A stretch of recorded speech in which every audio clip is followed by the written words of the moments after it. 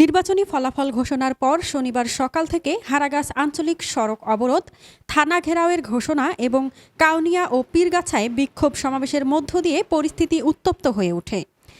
নির্বাচন পরবর্তী এই অচলাবস্থায় পীরগাছা ও পীরগঞ্জ উপজেলায় চরম উত্তেজনা বিরাজ করছে। রংপুর ৪ পীরগাছা ও কাউনিয়া আসনে বেসরকারি ফলাফল অনুযায়ী এনসিপির প্রার্থী আখতার হোসেন শাপলা প্রতীকে ১,৪৯,৯৬৬ ভোট পেয়ে নির্বাচিত হয়েছেন। তার নিকটতম প্রতিদ্বন্দ্বী বিএনপির ইমদাদুল হক ভরসা পেয়েছেন ১,৪০,৫৬৪ ভোট। ফলাফল ঘোষণার পর থেকেই ভরসা সমর্থকরা ভোট পুনর্গণনার দাবি জানিয়ে আসছেন।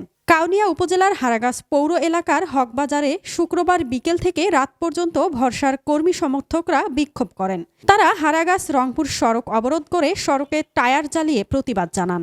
শনিবার সকালে আবারও সড়ক অবরোধ ও বিক্ষোভ কর্মসূচি পালন করা হয়। বিএনপির একটি সূত্র জানিয়েছে, তারা হারাগাছ থানা ও কাউনিয়া থানা ঘেরাও কর্মসূচিও পালন করবেন।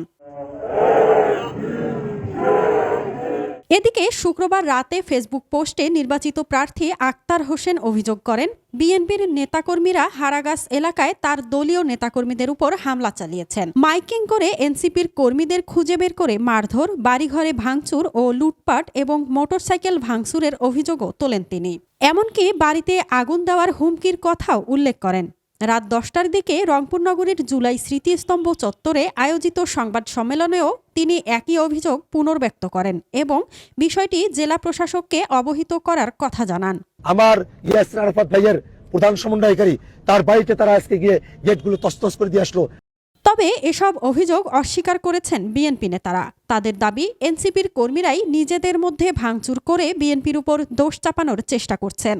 পুনর্গণনার দাবিতে শুক্রবার দুপুরে জেলা প্রশাসক ও রিটার্নিং কর্মকর্তার কাছে লিখিত আবেদন জমা দেন ইমদাদুল হক ভরসা। মাজহাবিন মৌ, ডেস্ক রিপোর্ট, RNB নিউজ।